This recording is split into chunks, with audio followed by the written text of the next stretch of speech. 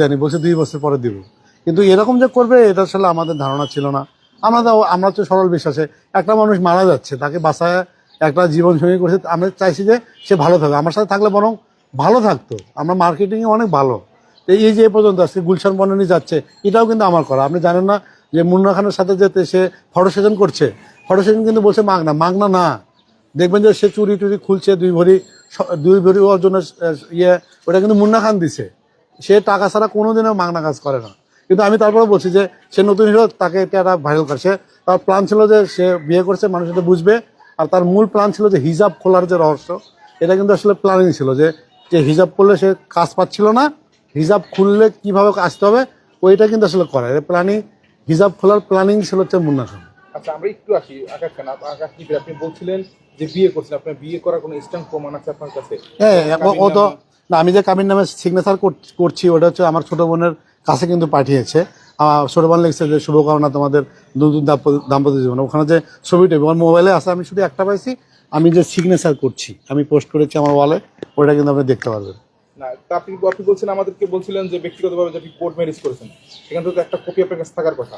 Court marriage হচ্ছে যে উকিল যেহেতু আমার পরিচিত ওখানে আছে, ওখানে আমি আসলে 2 বছর দেখতে যাচ্ছি যদি ফেরত আসে। শোনেন, ভালোবাসলে না কোর্ট ম্যারেজ এগুলো কোনো কিছু লাগে না।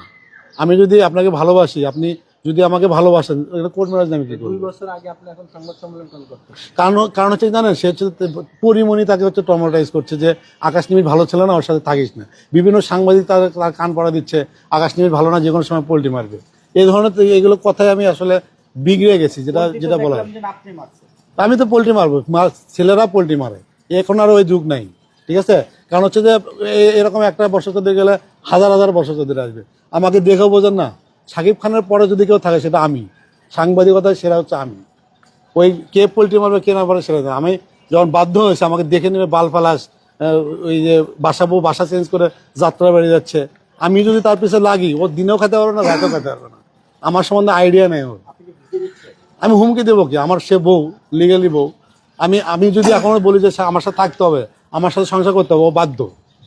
আগের দিন কিন্তু নাই, এখনো ছেলেরাও কিন্তু মামলা করতে পারে। আমি সেটাই করবো, যদি না স্বীকার দেয় আমি ওর নামে মামলা করব এবং চেষ্টা করব যে আমি যদি তাকে এই গেল যে মামলা হয়েছে, যদি থানা পুলিশের সাথে কথা বলে আমি যদি ওকে গ্রেপ্তার থেকে যদি আটকাতে পারি, আমি যখন আকাশ নিবেদন রূপ চেঞ্জ করবো তখন কিন্তু ওটা আর থাকবো না। কারণ হচ্ছে আমি তাকে চাইছি ভালো করুক। গুলশান বনানীতে কে গেছে, কে পাঠাইছে? আমি পাঠাইছি। আপনার প্রোফাইলে আপনি এখানে দিয়েছেন, একটু শেষ করি।